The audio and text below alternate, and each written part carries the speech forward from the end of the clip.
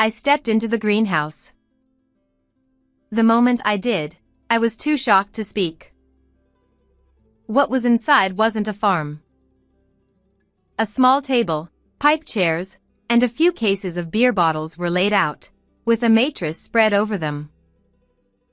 A large industrial fan was running, but the temperature inside the greenhouse was clearly hotter than outside. In that hot space, my mother-in-law was listening to the radio. Her cheeks were flushed, and she didn't seem to notice that I had entered. I ran over to her. "Fiona." At my call, she finally noticed me and turned her face towards me with a smile.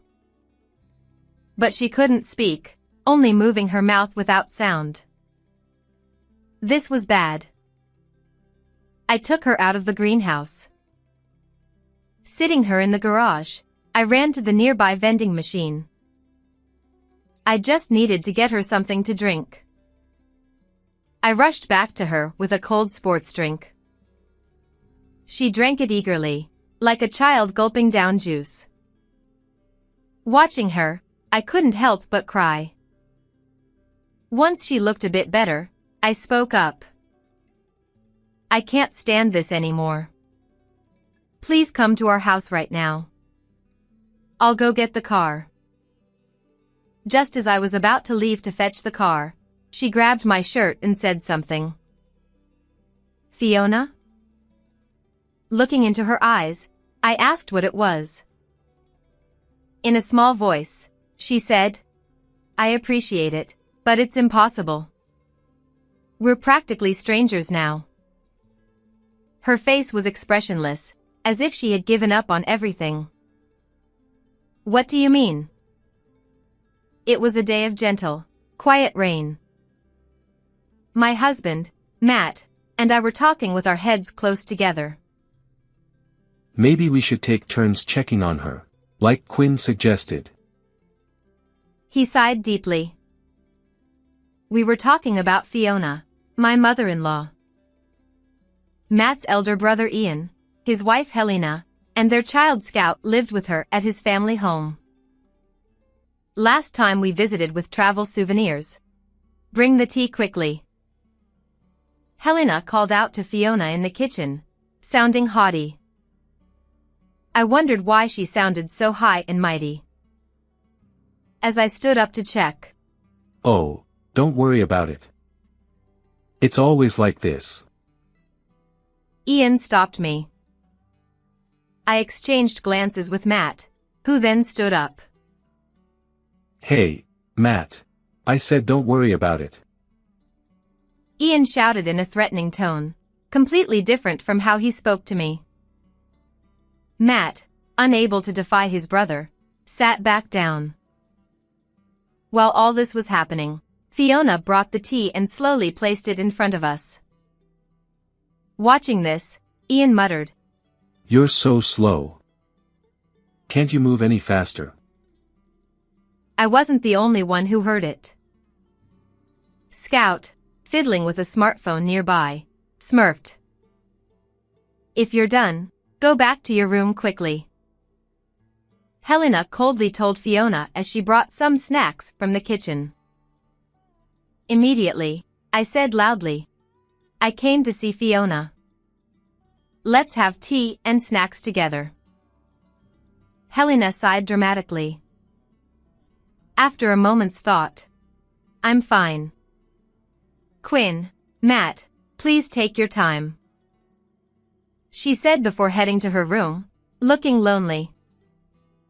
Why were they treating her so harshly? At first, I didn't understand, but as days passed, I arrived at a possibility. Maybe she was being mistreated. I hoped I was overthinking it, but something felt off. So, I shared my thoughts with Matt, and we were having this discussion. "I wish River were here." River is our son. This spring, he adjusted to working life in his second year as a professional and moved out. He's a grandma's boy. If River were here, he wouldn't overlook this situation. But he was busy with work and rarely visited us. But we shouldn't worry, River. Let's handle this ourselves. You're right. We agreed to take turns visiting Fiona every weekend. The next weekend, I stood in front of the house where Fiona and the others lived. I stared at the nameplate that read Castillo. Although Fiona and I aren't blood related, she's precious family. Matt is the second son, but I've tried to act in a way that honors being a part of the Castillo family. And yet, though I didn't have concrete proof Fiona was being mistreated, I clenched my fists unconsciously. As I was about to press the intercom, I heard a voice from behind. "Oh, Quinn?" I turned to see Fiona standing there, holding grocery bags in both hands. A lot of them. I quickly took the bags from her. "Oh, thank you." She welcomed me warmly into the house. "Fiona." I hesitated, recalling the previous visit, worried she might end up serving tea again. Noticing my hesitation, she smiled and said, "It's fine. Everyone's out today."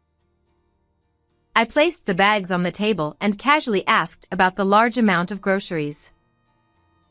Apparently, Ian and Helena had asked her to shop, but it was far too much for a 70-year-old woman to carry. Sometimes, Helena forgets my meals. She took some ready-made meals to her room. Forgetting meals? That's impossible. When she returned, I pressed her for answers. "I'm used to it. It's more comfortable eating alone in my room." She gave a lonely smile. I thought about taking her back with me, but we live in the neighboring prefecture. I couldn't disregard her feelings, having lived here all her life, and I couldn't make such a decision on my own. I decided to ask Matt to come next week and talk to Fiona together. As I thought about this, evening began to fall. Well, I need to start preparing dinner. I'll get scolded if it's not ready by the time they get back. I understood she was indirectly asking me to leave. Sorry. I apologized for not being able to help and for taking up her time, then headed home. When I got home, I reported today's events to Matt. We can't jump to conclusions about Ian and Helena's behavior based only on Mom's words.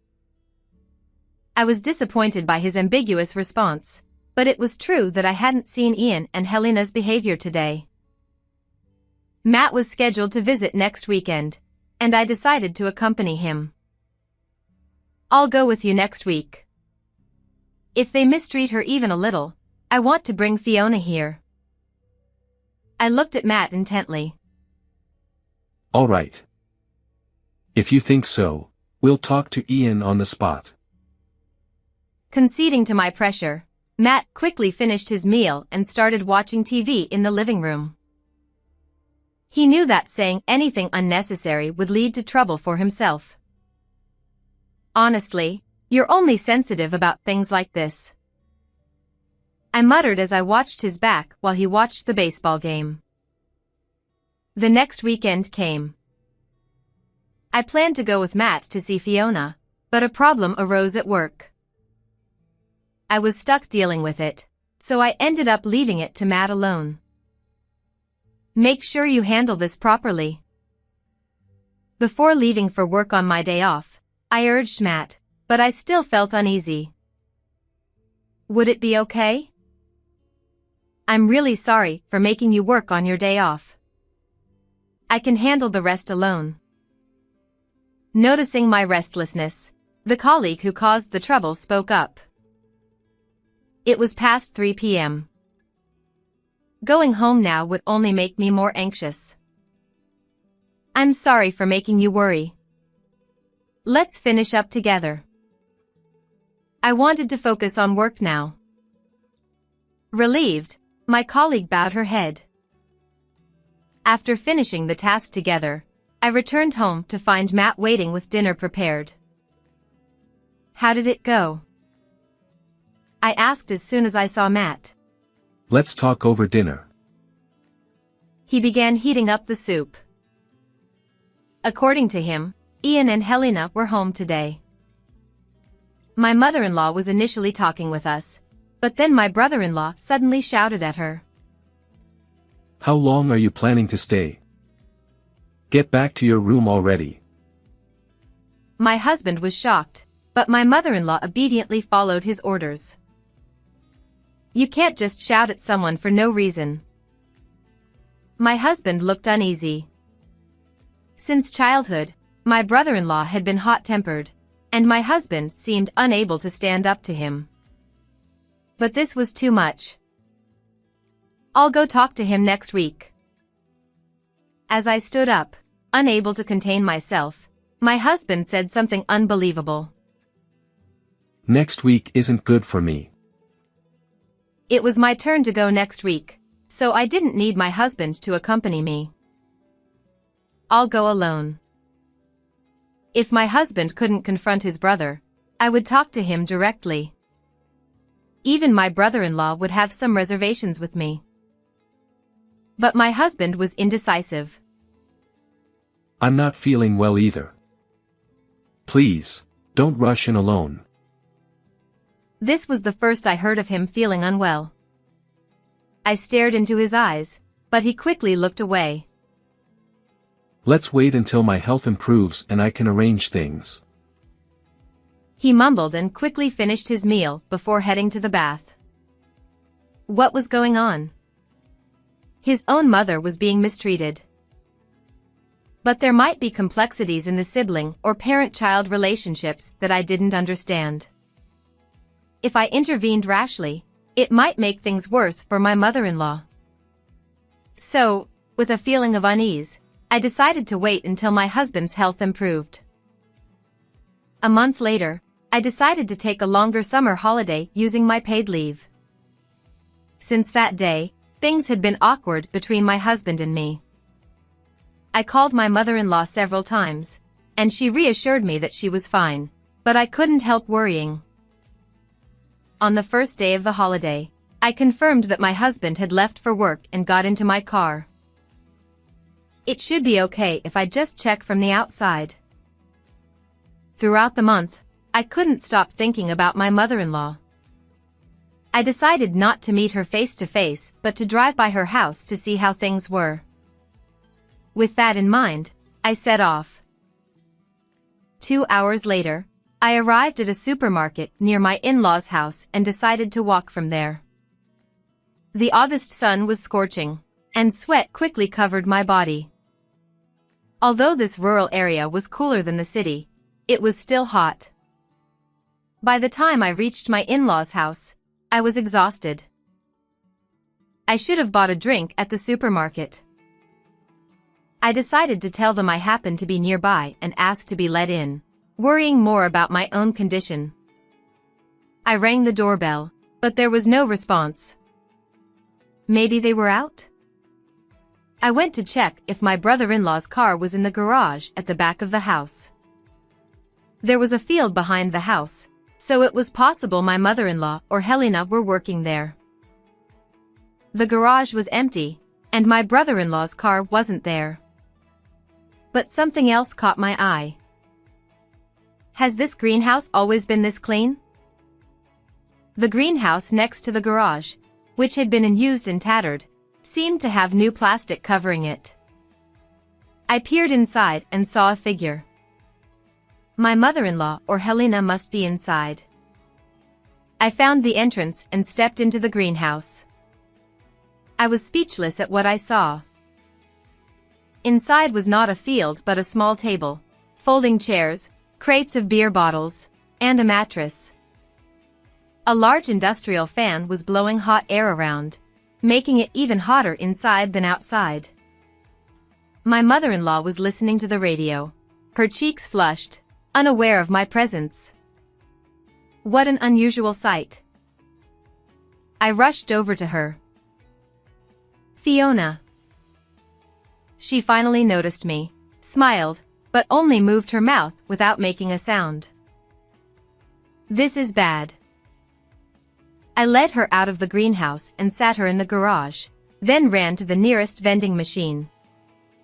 My thirst didn't matter. I needed to get her something to drink. Panting, I returned with a cold sports drink and gave it to her. She gulped it down like a child drinking juice. Watching her, tears welled up in my eyes. This was abuse. As her color improved, I spoke. I can't take this anymore. She looked at me blankly.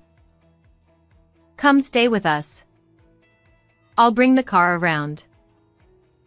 Ignoring her response, I started towards the car when she tugged at my shirt. Fiona? Bending down to her level, I asked what she wanted to say. I appreciate it, but I can't. What did she mean by can't? She continued. We're no longer family. Her expression was one of complete resignation. What do you mean? At that moment, a loud horn blared. Turning towards the sound, I saw a car with its headlights on high beam, even though it wasn't night. I helped my mother-in-law move out of the way as the car reversed aggressively into the garage. I'm sorry. I tried to apologize to my brother-in-law for being in the way, but he cut me off with a shout. Trespassing. I knew entering the property without permission was wrong, but this was excessive. My mother-in-law's life had been in danger. Wait a minute. I shouted back, matching his volume. I shouldn't have entered without permission, but don't call me a criminal. Helena started laughing, and Scout was playing with his phone, seemingly uninterested. Did you hear that? She admitted it. This thief. This was outrageous. Calling me a thief is too much. I argued back, but it was futile. My brother-in-law instructed Helena to call the police. Well, since she used to be family, if she leaves now, we can overlook it this time. I reacted to Helena's words. Used to be family? Her earlier comment about being strangers nagged at me. What do you mean? I pressed Helena for an explanation. Didn't you know? You're already divorced. I was stunned. What? Me, divorced? Was this why my husband didn't want me to visit alone? Is this why things had been awkward between us? My mind raced. Hurry up and call the police. His voice snapped me back to reality. There must be some explanation. I decided to trust my husband over these people and stood my ground. Call the police if you must. But first, tell me why my mother-in-law was in that greenhouse. I pointed towards the greenhouse. Helena looked at me like I was clueless. She smells like old people. It's disgusting. What? I couldn't comprehend their reason. They had banished her to the greenhouse because of her smell? This family's lack of basic decency was appalling. The brother shouting for the police, the woman treating people like objects, and the indifferent child. It was too much. You can't stay here. Come with me now. I took her hand, and pain shot through my arm. My brother-in-law had hit me. You're just after money. Thief. He leaned in, his sweaty, dirty face intimidating. You won't get a penny from us. He raised his hand to strike me, but at that moment, the sound of police sirens approached. When he saw the police car parked in front of the house, my brother-in-law suddenly became flustered. Who called them? This time, he turned the blame on Helena and Scout. What on earth are you doing? One police officer and my husband rushed over from the patrol car. As soon as I saw the police officer's face, I felt a wave of relief. The police officer was my son, River. He had graduated from university last year and joined the police force. I knew his first posting was near here, but I hadn't expected him to come today. River, why are you here? River raised his hand to stop me. He was on duty, so he had to maintain his professional demeanor. We received a call from a neighbor saying there was a disturbance in the yard. With that, River approached my brother-in-law. Can you explain the situation? Irritated by River's formal tone, my brother-in-law clicked his tongue. It's nothing. Just a family argument. But why are you here? And what's with that outfit? River's police job in the local station was news to my brother-in-law's family. River sighed lightly and explained. We've received numerous complaints about noise from this house. So, we've been patrolling the area frequently. My brother-in-law and Helena looked awkwardly at the ground. I never imagined you'd relegate someone to a greenhouse. River looked sadly at my mother-in-law. My brother-in-law seemed to realize he couldn't win against River and turned his anger towards my husband. Did you bring them here? Hesitant at first, my husband responded firmly. I decided I wouldn't be at your beck and call anymore. My husband had known I was coming today from River and had pretended to go to work while waiting nearby. When I brought my mother-in-law out of the greenhouse, he called the police. Hearing this, my brother-in-law laughed loudly. So it's trespassing and attempted kidnapping, then? Helena seemed to agree, smirking. My brother-in-law shoved me. Well done for calling the police before I did. Hey, officer, arrest this woman. My brother-in-law was pushing for my arrest, but River didn't budge. Instead, he sternly addressed my brother-in-law. Signing a divorce paper without consent is a crime, and such a divorce is invalid. Are you aware of that? Huh? Scout, who had been silent until now, reacted. Scout, what does that mean? Apparently, Scout had misinformed his parents. He had told Helena that if they got my husband to sign the divorce papers, she could sign my part, and it would be legal. I've already contacted a lawyer. To my brother-in-law's dumbfounded family, River added. Also, you put an elderly person in serious danger. We will be taking her into protective custody. River said this officially, then helped my mother-in-law back to the patrol car. My husband and I followed, leaving my brother-in-law's family standing in shock. My husband spoke cheerfully while holding a beer. I've never been more proud of River than that day. River, looking bashful, sat next to my smiling mother-in-law. After leaving the police station, we took my mother-in-law home, and the three of us now live happily together. Today, River visited us, and my mother-in-law prepared a feast. I was really worried about how things would turn out. After the incident, my brother-in-law faced charges for forging divorce papers and abusing my mother-in-law, which made the news. Helena and Scout disappeared to avoid the media, and we don't know where they are now. River manages their vacant house. My mother-in-law regained her health after moving in with us and started a vegetable garden. The dishes made from her homegrown vegetables are exceptional. Fiona, please teach me how to cook sometime. I wish you had taught her while I was still living here. We laughed together, enjoying our happy time. I do miss the days when everyone gathered. My mother-in-law reminisced about the past when my father-in-law was alive. She would cook while River and Scout played video games, and the rest of us enjoyed drinks and conversation. It was a nostalgic memory for her. No one understood why my brother-in-law's family changed, but their actions towards my mother-in-law were unforgivable.